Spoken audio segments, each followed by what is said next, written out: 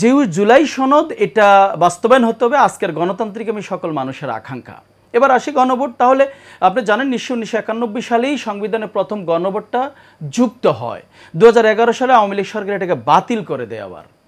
আবার এই অন্তর্বর্তীকালীন সরকার ডিসেম্বরের আপনার 2024 এটাকে যুক্ত করেছে। অর্থাৎ এবার আসেন তিনবার গণভোট হয়েছে, 77 সালে, 85 সালে, 91 সালে। তিনবার গণভোটে কি দেখি? সর্বশেষ 1991 সালে সেখানে ভোটের পার্সেন্টেজের হার হচ্ছে 35.1।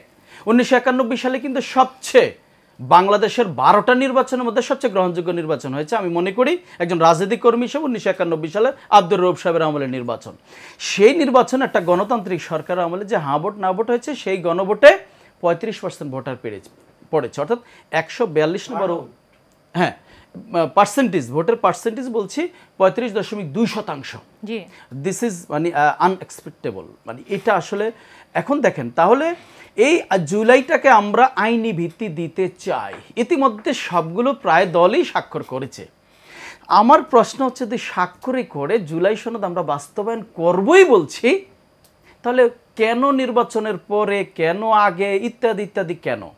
এবার আসি দুইটা বিষয়। একটা যদি আজকের গণভোটটা যদি আমরা নির্বাচনের সাথে একসাথে করি বা আগে করি, এখন আগে করলে একটা গণভোট মানে এখানেও কিন্তু ব্যালট থাকবে, নিশ্চয়ই আপনারা বুঝেন, এখানেও ব্যালট থাকবে। তার মানে নির্বাচন কমিশনারের একটা কর্মযোগ্য আছে, একটা অর্থনৈতিক ক্ষতি আছে, অনেক কিছুই আছে। তাহলে আগে করলেও এটা খরচ হবে, আবার যদি সাথে করি কিছুটা হয়তো কমবে, কিন্তু সাথে করলে আমাদের দেশের ম্যাক্সিমাম মানুষ যে অবস্থা, শিক্ষার হার, মানুষের বোঝার বিষয়, হানা ভোট, এগুলো মানুষ কিন্তু এতটা বুঝে না। তাহলে আমার প্রশ্ন হচ্ছে যদি আমরা সকল রাজনৈতিক দলই জুলাই সনদ বাস্তবায়ন হোক রাজি থাকি, তাহলে এটাকে হানা ভোটে বা গণভোটে যাওয়ার দরকারটাই কি? এটাকে কি সকল রাজনৈতিক দলগুলো বসে এটাকে মতামত, কারণ আজকে সকল রাজনৈতিক দলগুলো কিন্তু জনগণের প্রতিনিধিত্ব করছে, কিন্তু আমরা জনগণের প্রতিনিধিত্ব করছি। আমরা তো 9 মাস ধরে বসতে দেখলাম, একত্রে বসলো, এটা একটা সনদ দ্বারা। এখন আসেন তাহলে একটু শেষ করে দিচ্ছি। তাহলে কারা চাচ্ছে নির্বাচনের পরে? কারা চাচ্ছে? তারাই চাচ্ছে যারা মনে করে যে এখানে একটা সংস্কারের একটা বিষয় আছে। আপনারা জানেন দলীয় প্রধান সরকার প্রধান হতে পারবেন না। আপনি স্বাক্ষর করেছেন জুলাই সনদে, আবার এখানে আবার নোট অফ ডিসেন্ট দিয়েছেন, কেন?